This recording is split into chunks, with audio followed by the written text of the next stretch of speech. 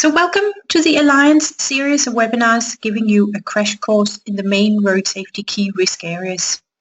The rationale behind the Alliance risk area crash course is to zoom in on evidence-based strategies that have proven to work and reduce road deaths. On this slide you can see an outline of the course. You will note that we had initially planned to run 6 courses, but we have added a 7th, which is on distraction. Distraction is a relative new area that has emerged especially by the use of mobile phones and other mobile devices that are causing an increase in fatalities and injuries. The Alliance has more than 180 members around the world, and in fact very few working on distraction. In this course we have invited Kristen Rosenthal, who's Program Manager at Safe Kids Worldwide in the US, to give us an outline of what exactly we mean by distraction. We'll also cover why distraction is a problem and what can be done about it. Kristen will also share some findings from a study that Safe Kids have done on distraction in school zones and a number of recommendations that they have put together based on their research. So before I turn it over to Kristen in the States, I just want to let you know that we have collected a number of resources for you to explore further. You can find them on our website, and that is shown on the slide here. This is also where you can add a question if you have any, or evaluate the webinars, and it's quite important that you evaluate so we know what questions you have and what has to be elaborated. But let's get started. Kristen, a warm welcome to you. Great, thank you so much. I'm happy to be talking to you today. My name is Kristen Rosenthal, and I am a Road Safety Program Manager here at Safe Kids Worldwide, and we're located in Washington, D.C. So for today's presentation, I'm going to be talking about Safe Kids Worldwide as an organization, just a short overview, our past pedestrian safety research projects, how that work has been replicated on the global level, and then a recent research report that just came out this past October, and then how we're using this research to create programming here in the United States and how that methodology can be used around the world. So our network is pretty large. We have been expanding pretty rapidly over the last couple years. Here in the United States, we have 400 coalitions, and those coalitions are typically out of children's hospitals or public health departments. Around the world, we have more than 30 partners that make up our network, and you can see that they range from all different income levels of countries, and so we really count on our network to help inform research and programs here in the United States and around the world. Here at Safe Kids, we have 3 main risk areas that we focus on. Road safety, which I'll be talking about today and which all of you are working in. We have a pretty vast child passenger safety program, which has been funded by GM for the last 20 years. We are starting to get into the teen driving world and working with General Motors on programming. FedEx has been sponsoring our pedestrian safety program here for now 17 years, and the Walk This Way program was founded and launched alongside FedEx, and they have been a great partner of ours for the last almost 2 decades working in road safety. Bike and motorcycle safety, especially with helmet use.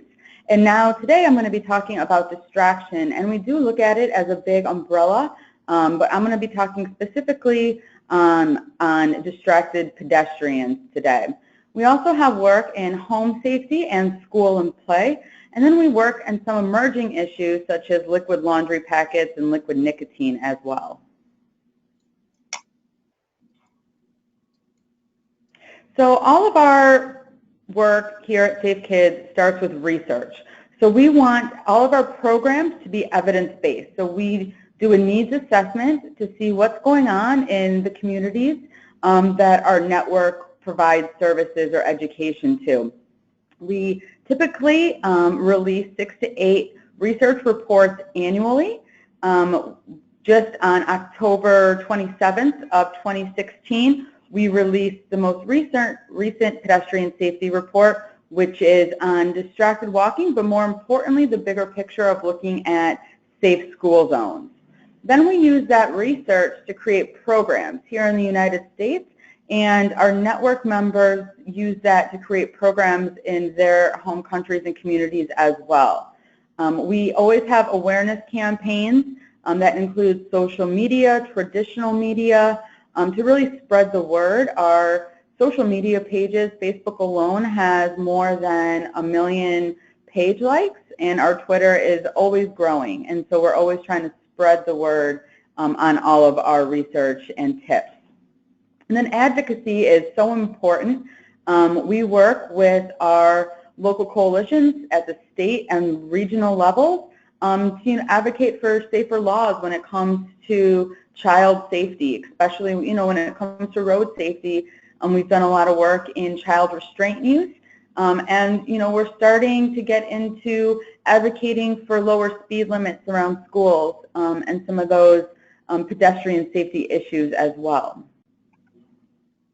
So this is pedestrian safety data from the United States specifically. This is from when the program launched in 2000 through 2015. And as you can see, there's been a steady decline in child pedestrian deaths in the U.S. And, we can contribute that to a lot of, safety programs, enforcement, environmental modifications over the years. And Safe Kids, has been a big part of that. We can't say that we did it alone, but, we are a part of that change.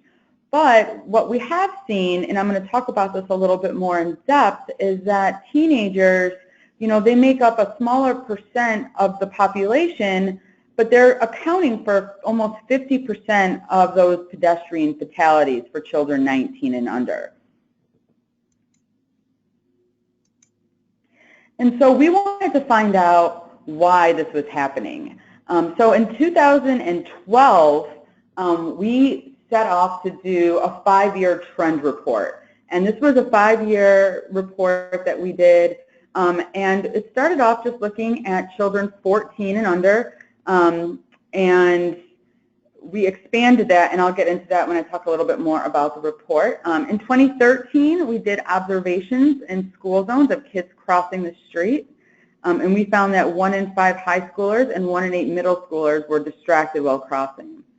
And then in 2014, we wanted to talk to teens about why they make some of the decisions that they do and what affects their behavior when it comes to crossing the street. So we did a survey of more than 1,000 teens.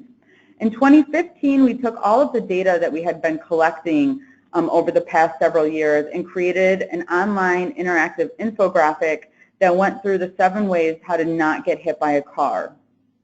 And then recently, 2016, our most recent report, we observed 36,000 middle schools and high school students walking to and from school, and then on top of it, we observed 56,000 driver observations in school zones, and this was in the pickup and drop-off locations at schools.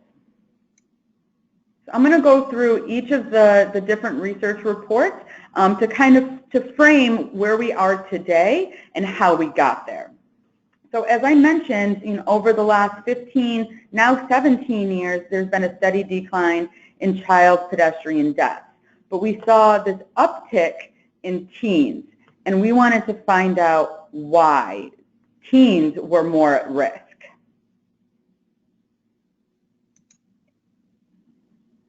As you can see here, this uptick of teens, 16 to 19 years old, are representing a huge majority of child pedestrian deaths when they're only a small population of the overall population.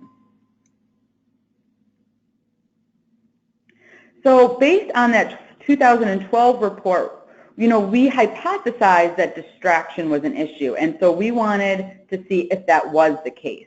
So in 2013, we asked our coalitions to do on-the-ground observations in their communities. We had about 24 coalitions who participated, and they went out and they observed kids crossing the street on the way to school, and they found that 1 in 5 high schoolers and 1 in 8 middle schoolers were distracted.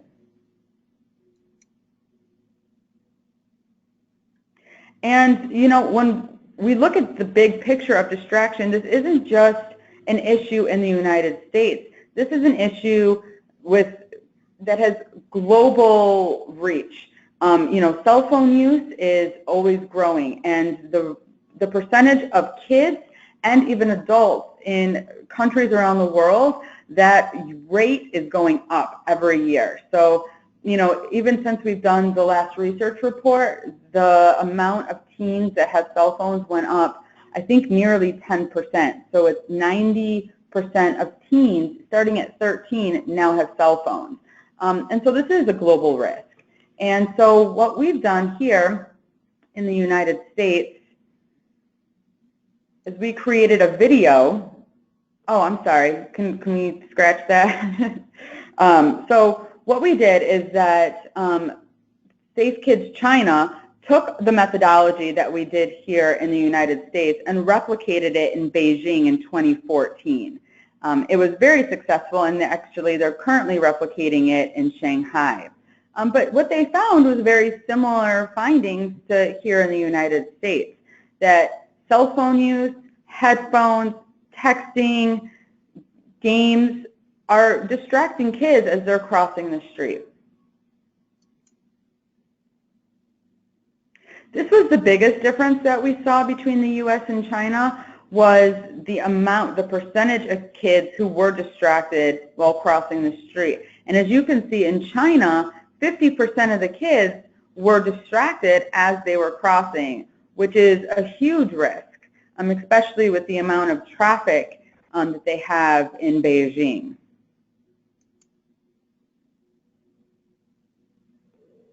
And then here again, you can see it's very comparable, and this was self-reported, and 50% of kids reported that they crossed the street distracted on the way to school. This was done with focus groups. So we had our Safe Kids coalitions in the United States and Safe Kids China. They sat down with teens and talked to them about their behaviors, and this is what they found out. So it's very similar situations around the world. And so what we did here in the U.S. is we created this short PSA. We call it the Moment of Silence video. The Moment of Silence campaign is focused on a girl named Christina, who was from the Metro DC area, who was crossing the street distracted on Halloween a couple years ago, and she was hit by a car, and unfortunately she passed away. So we created this video in honor of her. It's just a short PSA, but it's very impactful. So then our team members in China replicated the video.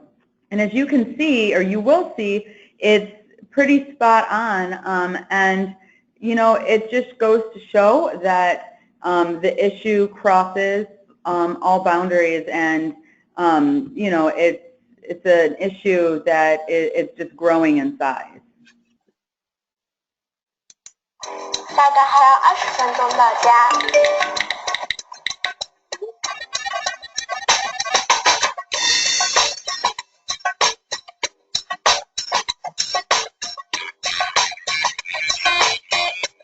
先别挂哦。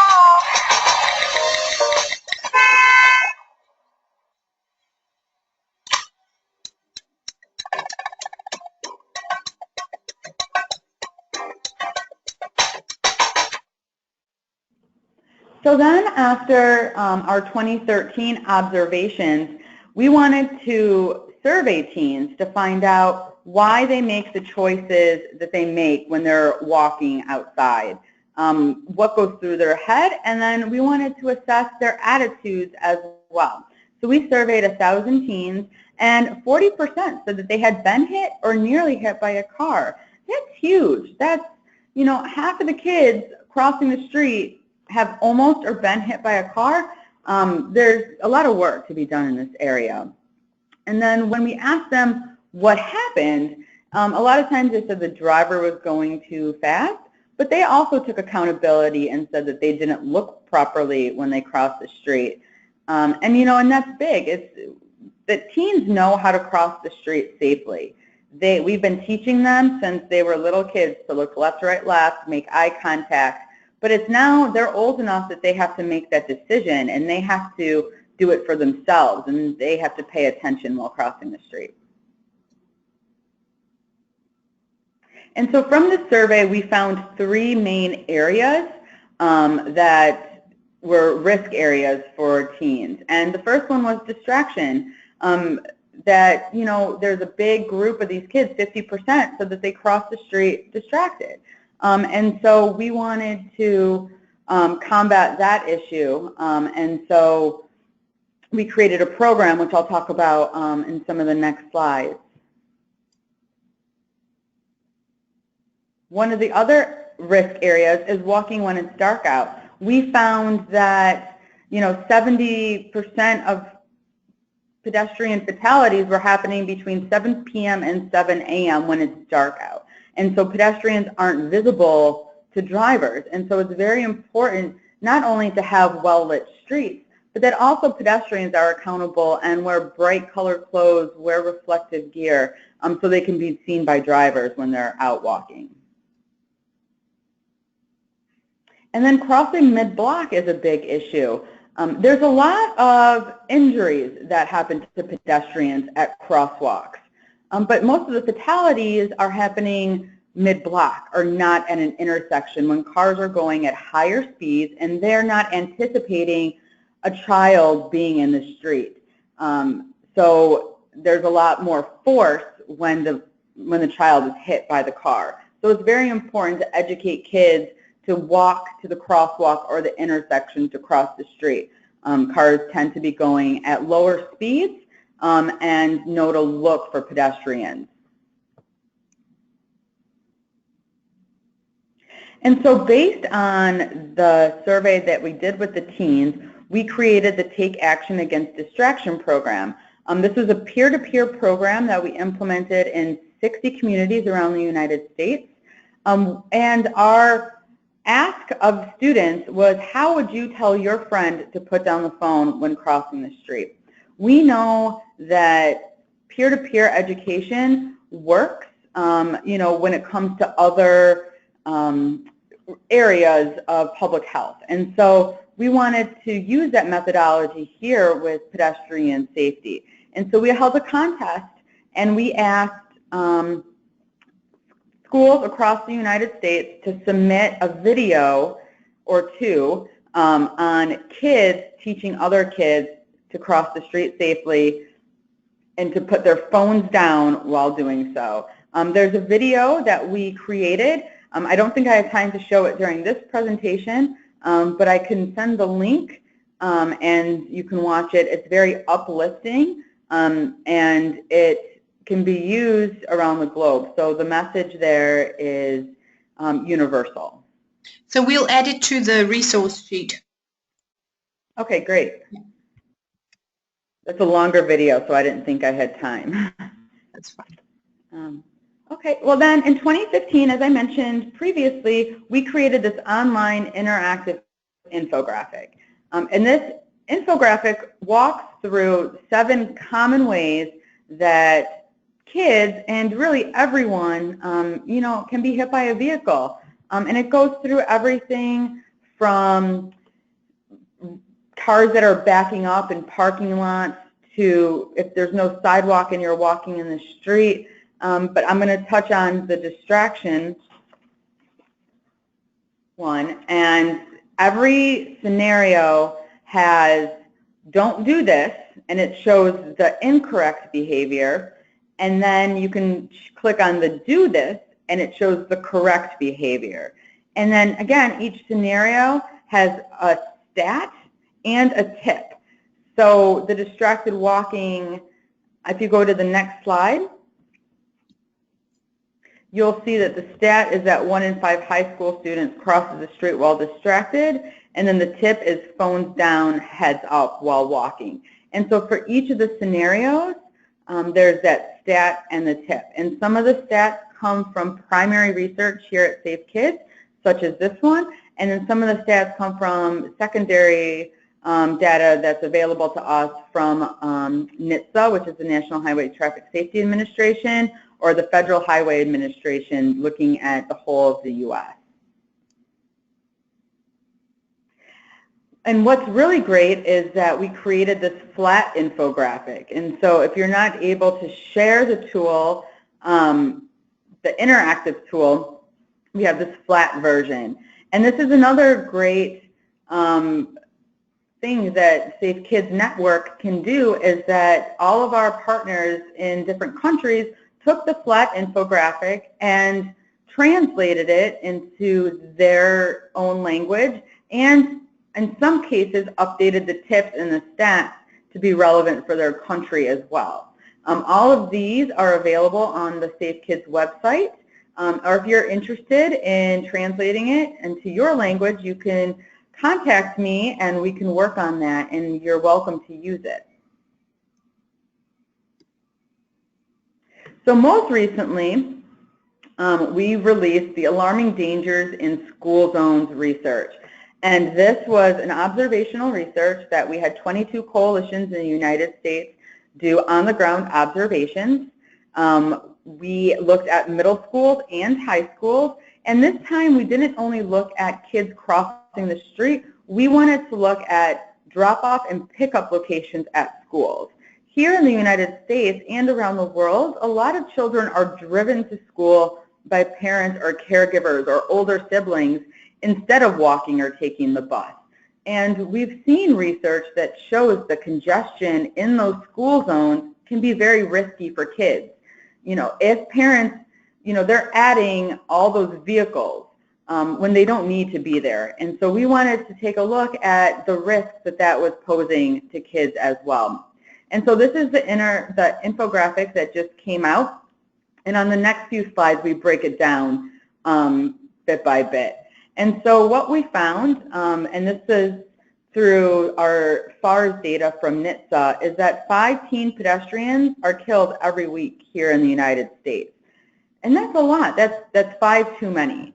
And then we see that there has been a 13% increase in the pedestrian death rate since 2013 for teens, and that's huge. Overall motor vehicle deaths have gone up about 7% here in the United States. And so this is, you know, almost double that. And so there's definitely a problem. And so there's a lot of work to be done in this area. And as you can see, you know, those 15 to 19-year-olds make up 13% of the population, but they're nearly half of all the fatalities for children.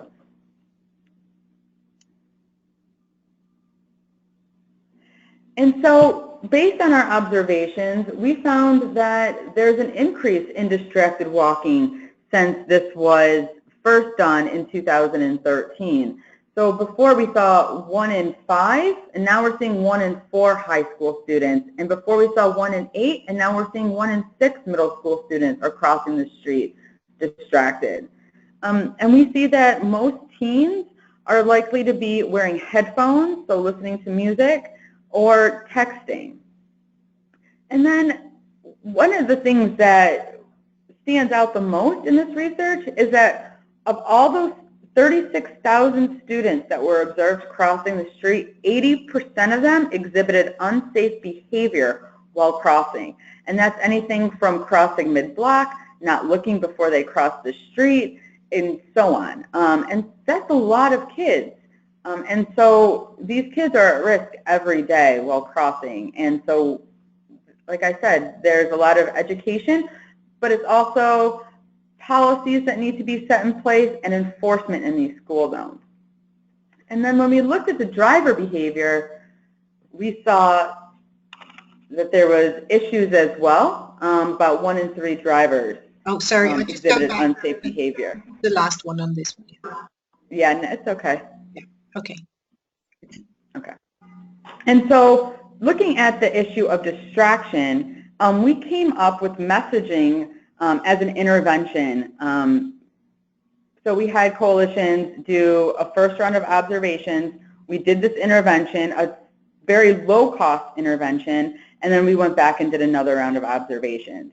And so what we did is we had stencils made that said, heads up, phones down. And we asked our coalitions in the United States to talk with their Department of Transportation of their schools before they did this, but to paint those stencils on the curb before the kid would walk into the crosswalk or cross the street. And we saw that the intervention did have an effect on behavior, and it was a significant effect. And so, well, this is one of the signs that we printed. So this is like a lawn sign, and it says heads up, phones down, that you can put in the lawn around the drop off and pick up. And then we also did the stencils as well. Sorry, I mixed them up, the order that they were going to be in. And so we saw that the second observation, that there was a decrease in distraction after the signs and stencils were put in place. And so our call to action is for communities to step in, and there's things that communities can do. And when we talk about communities, we're talking about people who work for road safety NGOs. We're talking about schools. We're talking about churches. We're talking about different organizations. Anyone who has an interest in children or pedestrian safety, or anyone in the community who is walking. You know, and there's things that can be done that range in cost. And so there's interventions like crosswalks, lowering speed limits. We know that if the speed limit goes from 40 miles an hour to 20 miles an hour, there is a huge decrease in the risk of death or severe injury if a pedestrian is hit by a car. Things like traffic lights and patterns, giving a pedestrian a few seconds to cross before the light changes for the vehicles. And sidewalks. And sidewalks we know are expensive, but if you install a sidewalk, or if there's a sidewalk for a pedestrian, there could be up to a 90% decrease in injury and death in those communities. And then really educating parents and students about dangerous walking and driving behaviors, such as crossing mid-block or distraction while walking or driving. And it's making sure that they know the risks. And a lot of people know the risks when it comes to distracted driving. But not as many people are aware of what can happen if you cross the street distracted. We know that cars can come out of nowhere, they can turn the corner, they can back up, and if you're not paying attention, you can be hit. You have to be held accountable too as a pedestrian. And then really implementing and enforcing policies in school zones about drop-off and pick-up, about not double parking, not dropping your child off across the street so they have to, you know, dodge cars, that the driver's not being distracted and making safe choices.